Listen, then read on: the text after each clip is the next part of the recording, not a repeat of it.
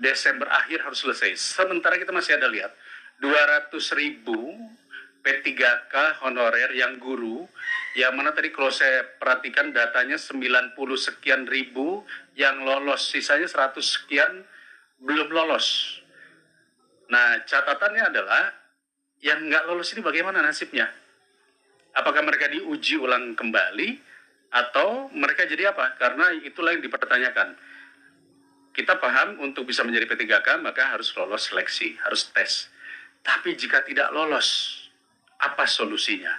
Ada kesedihan dan kegundahan untuk pegawai non ASN yang teknik, non guru, yaitu yang terkait dengan teknis dan kesehatan. Mereka galau karena gini, Bu Menteri. Ternyata mereka di momen ini tidak masuk formasi. Khusus Sumatera Barat yang baru masuk itu baru untuk tenaga pendidik atau guru. Sementara tenaga teknis dan kesehatan belum masuk.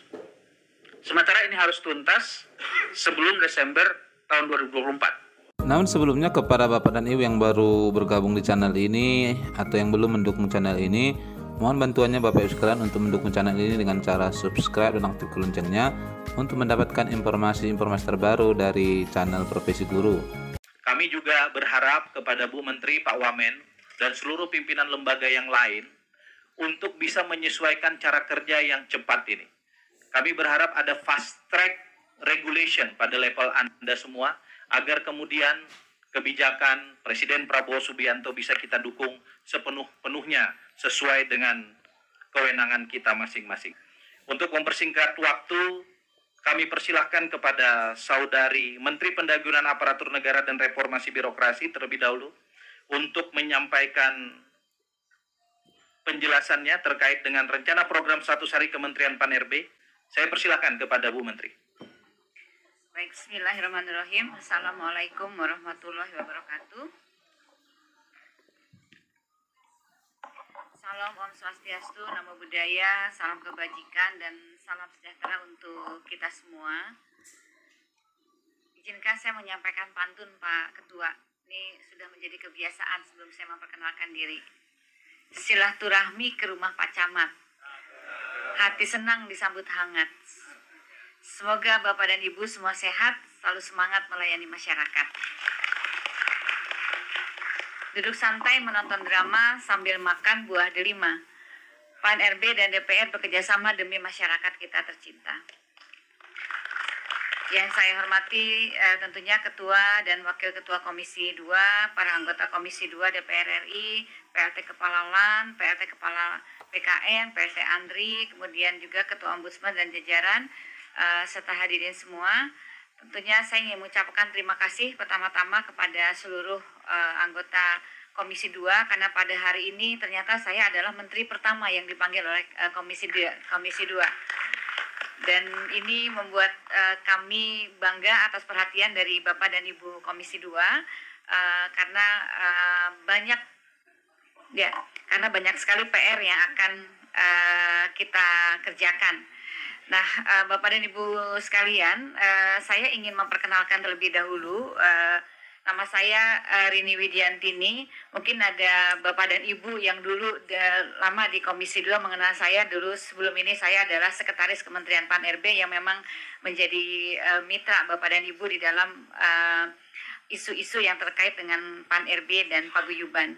Kemudian alhamdulillah dan ini sekarang saya juga dipercaya oleh Bapak Presiden untuk membantu beliau sebagai Menteri Pan-RB, dan saya juga tetap dibantu dengan tim yang saat ini hadir semua Pak Ketua. Jadi saya mengikuti kebiasaan Pak Anas sebelumnya yang memang selalu meminta kami datang seluruh lengkap apabila kita harus berdialog dengan Komisi 2 karena banyak isu yang disampaikan. Jadi mungkin izin kalau boleh berdiri ya Pak, saya ingin memperkenalkan pertama Bapak Wamen kami, Bapak Dr. Andes Purwadi.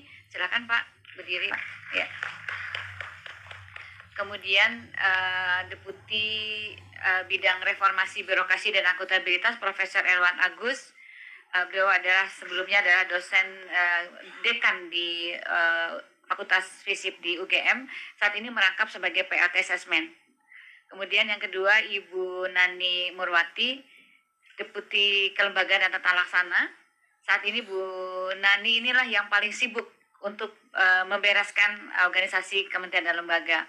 Berikutnya adalah Bapak Aba Subagja, beliau adalah PLT Deputi Bidang Sumber Daya Manusia yang juga merangkap sebagai staf ahli bidang politik dan hukum. Yang terakhir ini kami transfer dari BKN, Pak.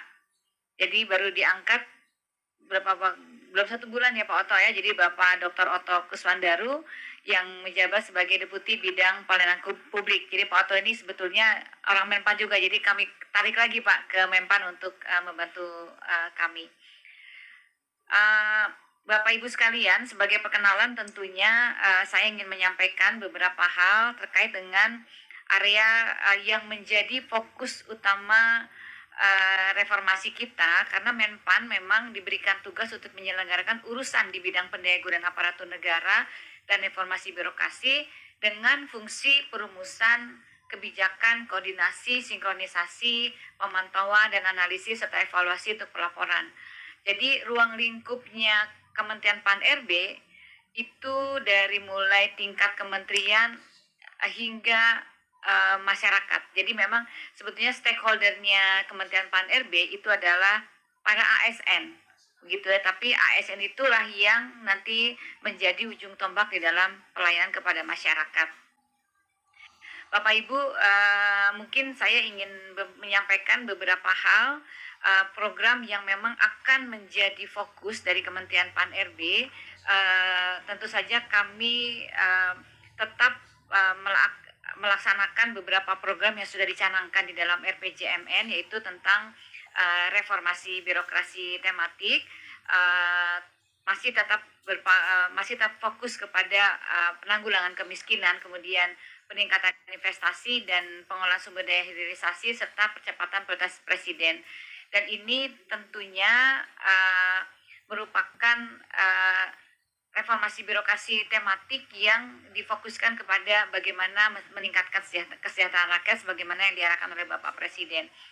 Nah, karena tadi sudah ditanyakan mengenai program 100 hari, mungkin Bapak dan Ibu sekalian, dan kami sudah menyiapkan cukup lengkap paparan yang sudah disiapkan, tapi karena waktunya mungkin kami tidak akan terlalu lama untuk menyampaikan, tetapi kami ingin menyampaikan bahwa yang pertama adalah kita ingin menyelesaikan terhadap penataan organisasi kementerian Kabinet Merah Putih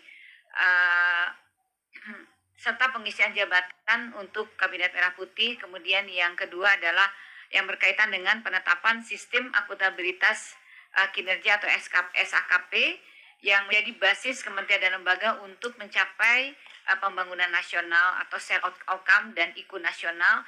Yang ketiga adalah penataan tenaga non-ASN. Selanjutnya yang terakhir ini yang mungkin menjadi tindak lanjut atau lanjutan dari yang kita lakukan pada periode sebelumnya, yaitu penataan tenaga non-ASN, karena Undang-Undang Nomor 20 sudah mengamanatkan pada akhir Desember penataan non-ASN ini akan perlu segera diselesaikan. Penataan ASN ini tentunya sebagaimana Undang-Undang Nomor 20 merupakan amanat daripada Undang-Undang Nomor 20 tahun 2023. Kemudian untuk memenuhi P3K sesuai dengan kebutuhan instansinya, kemudian juga untuk memperjelas status kepegawaian dari tenaga non-ASN, kemudian ada pemetaan dan identifikasi tenaga non-ASN dan mendorong tenaga non-ASN untuk mendaftar dan mengikuti seleksi P3K untuk tahun 2024, serta dilakukan pengangkatan tenaga non-ASN tahun 2024. Mungkin ini juga kami melanjutkan program yang lama yang harus kita selesaikan. Mungkin Pak Mardhani masih ingat mungkin ya Pak Mardhani, kaitannya kita punya guiding principle bahwa arahan pada saat itu adalah kita menghindari PHK massal dengan tidak mengurangi pendapatan saat ini, kemudian juga menghindari pembengkakan anggaran serta sesuai dengan regulasi yang ada. Selanjutnya Bapak dan Ibu sekalian, Saat ini tahun 2024 pemerintah telah menetapkan kebutuhan CASN sebanyak 2,3 juta. Dari jumlah tersebut baik instansi pemerintah dan pusat telah mengusulkan sebanyak 1.289.824 instansi, dan tindak lanjutnya Kemenpan tentu saja akan berkoordinasi dengan BKN, dan nanti kita akan seleksi tenaga non ASN ini tentunya akan kita upayakan selesai pada tahun ini, dan seleksi PPK untuk tahun 2024 untuk penataan tenaga non ASN nanti akan terdapat mekanisme dan prioritas serta kriteria untuk pelamarnya. Jadi formasi ini Bapak dan Ibu ini 100% untuk tenaga non ASN. Jadi untuk P3K ini memang diperuntukkan untuk tenaga non ASN. Jadi ini sesuai hasil kesepakatan dengan Komisi 2 adalah yang berdasarkan data di BKN. Saat ini seleksi P3K sudah berlangsung Bapak dan Ibu sekalian, dan sudah sampai pada seleksi administrasi. Itu kira-kira ada 3 hal yang Bapak dan Ibu sekalian program-program 100 hari yang harus kami lakukan, utamanya memang yang sudah kami sampaikan komitmen untuk diselesaikan di akhir tahun, terutama penyelesaian tenaga non ASN dan juga penyelesaian bagaimana mekanisme organisasi untuk kementerian dan lembaga, karena semuanya menunggu. Organisasi kementerian yang baru semuanya menunggu, dan kita terus bergerak terus bersama-sama Menteri Sekretaris Negara dan Menteri Keuangan dan Menteri Bappenas untuk penyelesaian terhadap organisasi dari kementerian lembaga. Sementara demikian, pimpinan dan anggota Komisi 2 yang kami hormati, mengakhiri penjelasan kami, tentu saja kami ingin sekali lagi mengucapkan terima kasih atas atensi segenap pimpinan dan anggota Komisi 2 DPR RI. Bunga melati mekar di taman, taman pun indah laksana bunga. Pelayanan prima jadi harapan, ASN disiplin tanggung jawab terjaga. Terima kasih. Wassalamualaikum warahmatullahi wabarakatuh. Terima kasih Ibu Menteri PAN dan Reformasi Birokrasi. Kita sudah mendengarkan, nanti para pimpinan dan anggota silakan mencatat. Ada waktu untuk kita melakukan pendalaman. Bapak Ibu yang saya hormati, BKN telah mengeluarkan surat pada tanggal 5 September tahun 2024 tentang jadwal seleksi pengadaan CPNS tahun 2024 yang sampai saat ini sedang berlangsung, yaitu seleksi kompetensi dasar CPNS dengan progres sampai dengan tanggal 25 Oktober 2024 sebagai berikut. Instansi yang telah selesai melaksanakan seleksi kompetensi dasar sebanyak 8 instansi pusat, instansi yang sedang melaksanakan SKD sebanyak 61 instansi pusat dan 45 instansi daerah, instansi yang akan melaksanakan SKD sebanyak 19 instansi daerah. Pada tahun ini, sebanyak 3.035.723 pelamar sudah dinyatakan lulus administrasi dan ikut seleksi kompetensi dasar calon pegawai negeri sipil. Dalam mengakomodir pelaksanaan SKD CPNS kali ini, BKN telah menyiapkan titik lokasi mulai dari wilayah Nusantara hingga mancanegara, di antaranya 36 titik lokasi kantor BKN, meliputi BKN Pusat, 14 kantor regional, dan 21 UPT BKN. Kemudian BKN juga melaksanakan seleksi di 75 titik lokasi mandiri BKN, 135 titik lokasi mandiri instansi, dan 93 titik lokasi di luar negeri. Berdasarkan surat Kepala BKN tanggal 27 September 2024, jadwal seleksi pengadaan pegawai negeri pemerintah dengan perjanjian kerja tahun 2024 saat ini sedang berlangsung proses seleksi administrasi bagi pelamar prioritas, tenaga honorer kategori 2, dan tenaga non-ASN yang terdata di dalam database BKN. Progres pendaftaran seleksi P3K sampai dengan 25 Oktober 2024 Untuk pelamar guru jumlahnya 251.640. Kemudian untuk P3K teknis yang mendaftar 996.080. Kemudian untuk pelamar P3K tenaga kesehatan sebanyak 92.066 orang. Sehubungan dengan penataan tenaga non-ASN, pendaftaran pegawai pemerintah dengan perjanjian kerja tahap pertama difokuskan bagi guru, bidan, tenaga honorer kategori 2, serta tenaga non-ASN yang dimulai pada tanggal 1 Oktober hingga 20 Oktober 2024. Sampai dengan 20 Oktober 2024 ini, tenaga non-ASN yang ada dalam database PKN sebanyak 1.789.046 orang, yang nanti insya Allah akan diselesaikan sesuai dengan mandat Undang-Undang ASN sampai dengan 31 Desember 2024. Demikian pimpinan dan para anggota Komisi 2 yang kami hormati, atas perhatian dan dukungan pimpinan dan seluruh anggota Komisi 2 DPR RI kami ucapkan terima kasih.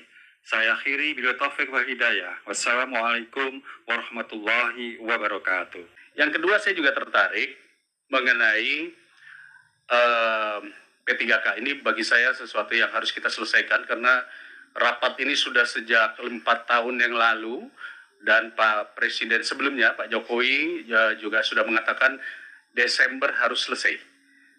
Kalau tidak salah ya di Komisi 2 juga sudah mengatakan demikian ya, bahwa Pak Yunimart bilang Desember akhir harus selesai. Sementara kita masih ada lihat 200.000 P3K honorer yang guru, yang mana tadi kalau saya perhatikan datanya 90 sekian ribu yang lolos, sisanya 100 sekian belum lolos. Nah, catatannya adalah yang nggak lolos ini bagaimana nasibnya? Apakah mereka diuji ulang kembali atau mereka jadi apa? Karena itulah yang dipertanyakan. Kita paham untuk bisa menjadi P3K maka harus lolos seleksi, harus tes. Tapi jika tidak lolos, apa solusinya? Mudah-mudahan kita juga bisa mendapatkan masukan di sini sehingga kami tahu apa yang harus kita perjuangkan. Ini bukan masalah 100 hari, ini kita berbicara masalah nasib orang ke depan. Demikian Pak Ketua, tidak perlu lama-lama. Terima kasih. Assalamualaikum warahmatullahi wabarakatuh. Karena undang ASN diundangkan 31 Oktober 2023. Jadi kalau berbicara 6 bulan harusnya April sudah selesai. Namun hingga Oktober belum selesai. Kami berharap Bu Menteri dapat menjelaskan langkah-langkah konkret dan progresnya seperti apa agar peraturan terkait masalah undang-undang ASN ini bisa berjalan dengan semestinya. Yang lain terkait menyelesaikan penataan tenaga honorer, di mana pegawai non-ASN paling lambat itu Desember 2024, sebagaimana amanat pasal 66 di dalam Undang-Undang ASN, melalui seleksi PPK tahun 2024. Kami berharap memasuki tahun 2025, segala persoalan mengenai pegawai non-ASN sudah selesai secara tuntas. Tidak ada lagi persoalan terkait tenaga honorer. Sebagai catatan, seleksi CPNS tahun 2024 saat ini dalam tahap seleksi kompetisi dasar. Dari tanggal 16 Oktober sampai 14 November 2024. Ini dikhususkan atau diutamakan bagi lulusan baru atau fresh graduate.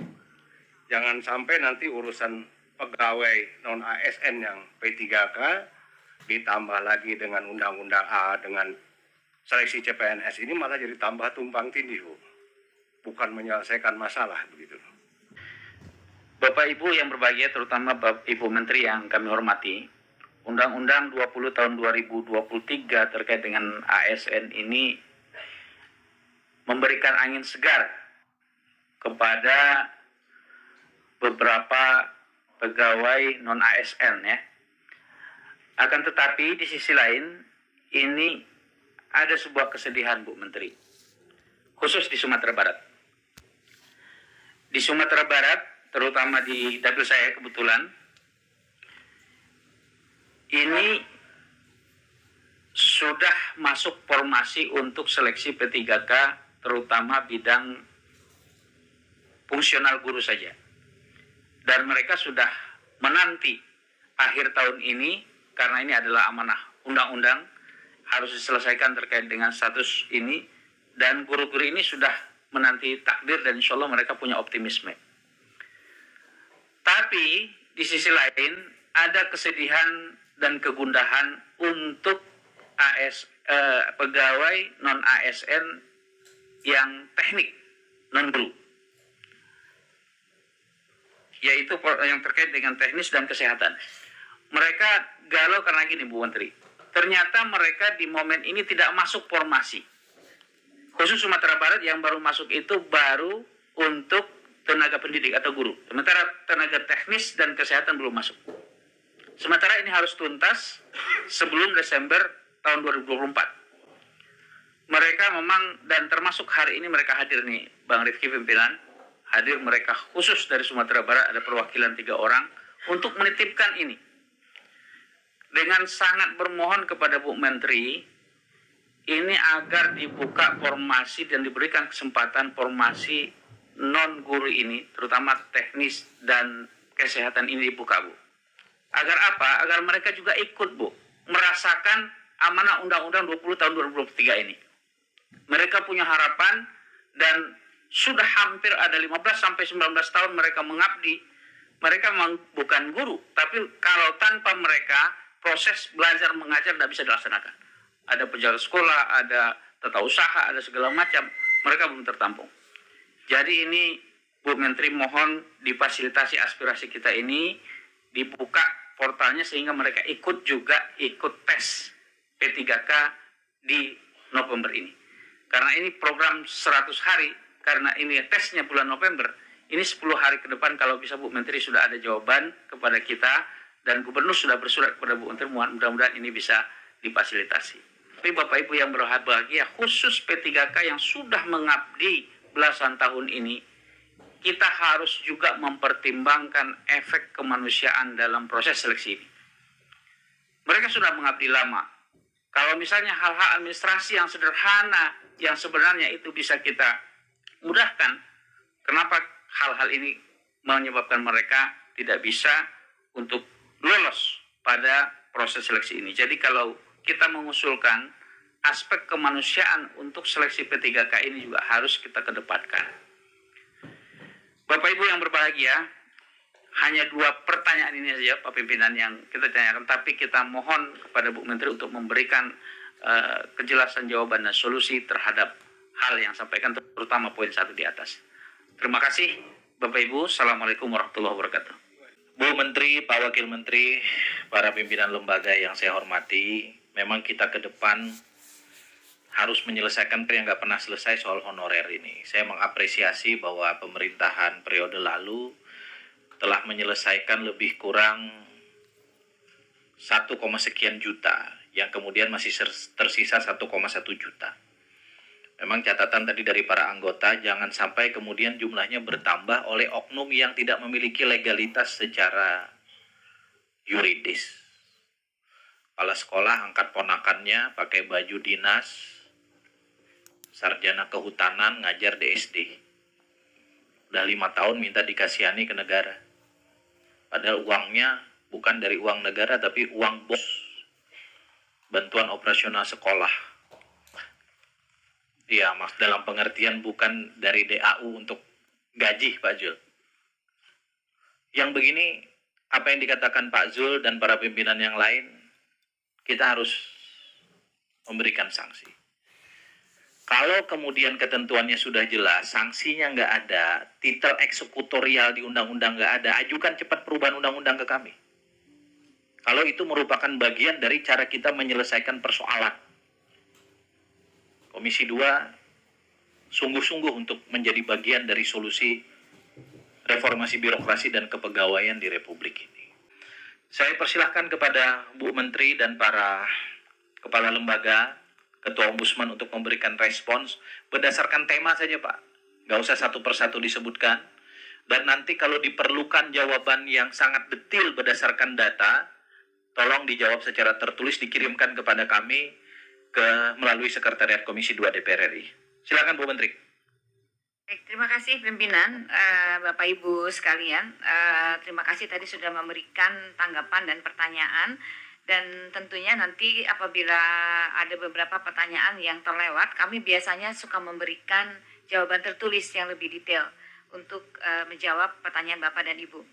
Pertama mungkin ada 3 hal yang disampaikan, 3 pokok utama yang disampaikan oleh Bapak dan Ibu. Yang pertama adalah kaitannya dengan masalah reformasi birokrasi. Kemudian isu yang ketiga, izin Bapak dan Ibu sekalian, isu yang terkait dengan masalah honorer. Jadi Undang-Undang Nomor 20 Pasal 62 memang sudah melarang pengangkatan tenaga honorer. Jadi saya terima kasih Pak Zul bahwa kita memang tidak boleh lagi para pimpinan daerah tidak boleh lagi mengangkat tenaga honorer sesuai dengan Undang-Undang Nomor 20. Dan kita diperintahkan untuk menyelesaikan tenaga honorer tahun 2024 ini, dan sudah kita data berdasarkan data yang masuk dari seluruh kementerian, lembaga, dan pemerintah daerah. Dan data itu sudah didata oleh BKN dan sudah selesai sejak bulan 31 Desember 2022 sudah selesai pendataan tersebut begitu. Nah, kita juga sudah membuka formasi yang kita berikan kepada seluruh, kita buka untuk seluruh kementerian, lembaga, dan pemerintah daerah. Jadi kami tidak bisa membuka formasi tanpa usulan dari instansi yang bersangkutan. Begitu. Jadi itu sudah kita, dan pengusulan itu juga harus disesuaikan dengan data yang disampaikan kepada BKN. Jadi mudah-mudahan nanti bisa kita selesaikan, dan kita sudah menyusun juga mekanisme bagaimana penyelesaiannya, dan kita sudah mengeluarkan Permenpan nomor 347 sampai 349 tahun 2024 kaitannya dengan kriteria pelamar, kemudian bagaimana mekanismenya sudah kita susun sedemikian rupa. Dan sekarang untuk P3K juga sudah disiapkan sudah seleksi administrasi berdasarkan usulan formasi yang diusulkan. Jadi memang secara peraturan perundang-undangan yang memang kita harus mengikuti kebutuhan daripada instansi pemerintah. Formasi yang kita sediakan sekitar 1,7, tapi yang dimanfaatkan oleh pemerintah daerah baru kurang dari 1,7, hanya sekitar 1 juta. Demikian. Jadi kita tidak bisa mengarang untuk memasukkan formasi tersebut. Jadi ini lowongannya, proyeksinya ini sedemikian rupa. Jadi ada beberapa yang memang tidak mengusulkan kepada kami, dan juga ada juga yang mengusulkan melebihi daftar yang ada di BKN. Jadi sesuai dengan kesepakatan antara Menpan RB dengan Komisi 2 beberapa waktu yang lalu, ketika kita menyelesaikan Undang-Undang Nomor 20, itu kita akan menyelesaikan seluruh data non-ASN berdasarkan data dari BKN, sekaligus juga menyelesaikan data data prioritas yang harus diselesaikan, dan mudah-mudahan nanti bisa kita selesaikan pada akhir Desember tahun 2024. Demikian mungkin Mbak Pimpinan 3 isu yang bisa kami sampaikan, dan nanti detail pertanyaan Bapak dan Ibu dapat kami sampaikan, karena banyak yang data dan sebagainya akan kita sampaikan secara rinci di dalam daftar pertanyaan yang saya sampaikan. Terima kasih. Assalamualaikum warahmatullahi wabarakatuh. Salam warahmatullahi wabarakatuh. Yang lain dengan tidak mengurangi rasa hormat boleh disampaikan secara tertulis ya? Boleh ya? Ya, cocok. Kita sampai pada kesimpulan. Mana draft kesimpulan? Izin pimpinan boleh memperdalam dikit aja. Cukup Pak. Ya, nanti nggak selesai.